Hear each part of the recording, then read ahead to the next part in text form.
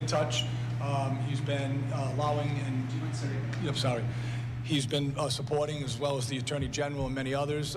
We'll be briefing each other tomorrow with everyone and probably doing a joint statement at some point. But yes, the state has been very active and involved, as well as many of the other mayors who are in these other communities. So we've been having those conversations, and we're sharing as much information as we can, and then we're all going to collectively get together. And I imagine you both can answer this question as far as the mutual aid that was tapped. There was a few different jurisdictions that were brought in as well as first responders. You can speak to just the group team effort that it kind of took to process the scene and make sure the victims were treated as such. So when the call initially came in, obviously we dispatched the police department, which I said was there within a minute and a half of the actual active shooter. And the fire department, once it was safe for them to come in, they administered aid, also with our police officers inside administered aid.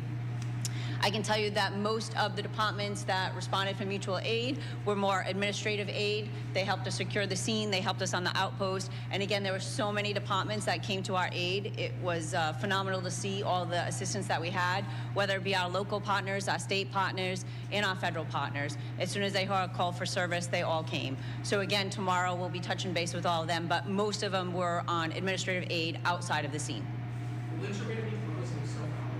So that will all depend on the investigation, but at this point it is closed. Can you detail any more timeline? Was he there for a while and then started shooting, do you believe, or did he come in? So that's all part of the investigation. Obviously, we're going to develop a timeline, but at this point it's too early on to be able to release that to the public. But we are developing a timeline of presence and how long he had been there for. Do you believe he had multiple weapons? Because what I said was all part of the investigation, and then we'll determine that later. But at this point, we're not going to give up how many weapons the person had. You still believe he died from a self-inflicted gunshot? Correct. What do the next 24 hours look like for the department? So really, like I said, we're still at the initial stages of the investigation. So after we have spoken to many, many victims and witnesses today, we're going to obviously collect all that information. The detectives will meet together. We'll have a debriefing. They'll compare all the information. We'll reach out to family. We'll try to establish a timeline like we spoke about.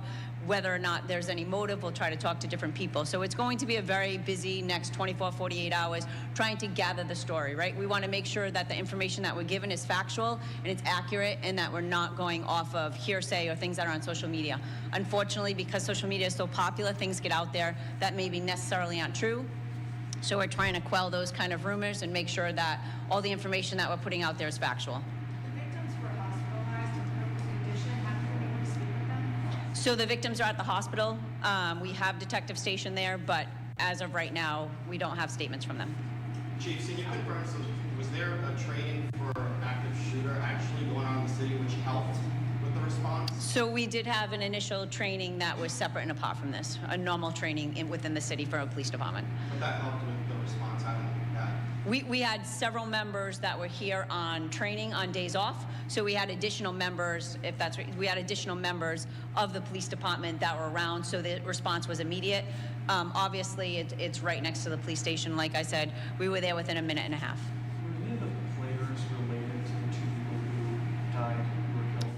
So again, I don't want to get into the family ties, because again, they do have an expectation of privacy and a right of privacy, and we'd like to, be able to honor that. It's a tragic event for everybody that was there today, but especially a family. There were so many family members there that were part of this incident. So again, we respect their privacy, and we're trying to work with them. Have the police Thank you. retrieved any type of either diary or journal or video or any type of confession that the shooter made with? It's too early in the investigation to give anything. Thank you very much. I'll give it back to you, Major. no, but thank you. Again, our hearts go out to the families. This is about trying to grieve as the police do their investigation, and we will release as much information